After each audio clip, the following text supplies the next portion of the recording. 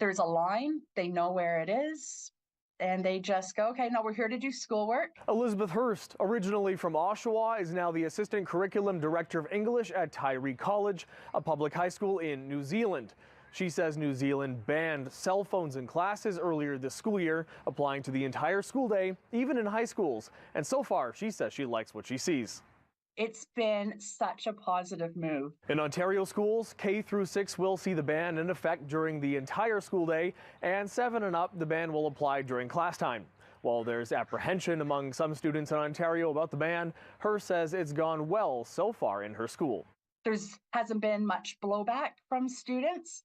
It's been pretty much endorsed and accepted. Has there been an observable change in the atmosphere at school? It's one less distraction in a classroom environment, the one less preoccupation, one less thing to fidget with, one less thing to stress about. The other really nice thing has been at break times, wandering around school and seeing students talking to each other. Our basketball courts are being used at break time, so a lot more physical activity, people playing touch rugby, practicing cricket.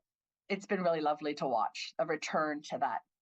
There's also been an uptake in playing Uno. So with more smartphone use, we see things like an increase in depression and anxiety and loneliness. A general recommendation that some researchers have made is that a total ban in classrooms is better than kind of a partially enforced ban. Dr. Jay Olson is a postdoctoral fellow in the Department of Psychology at the University of Toronto, Mississauga.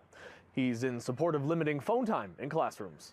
We ran this study, the largest study of smartphone addiction across the world. We had over 50,000 respondents, and basically what we found is that it's the younger people who report having the most problematic smartphone use. What some researchers recommend is to try to wait as long as possible before getting your kid a smartphone. Should we be thinking of smartphone use almost on the plane of like a vice, cigarettes and alcohol, where it's kind of fun sometimes and it kind of is appropriate in some circumstances, but you don't want to do it all the time? Mm-hmm. Yes, I think that when we kind of look back at the spread of smartphones that we're having now, I think that there will be a lot more regulation once we have more studies kind of identifying exactly what the negative effects of them are.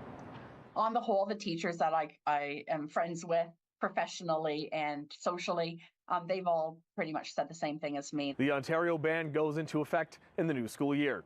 For City News, I'm David Zura.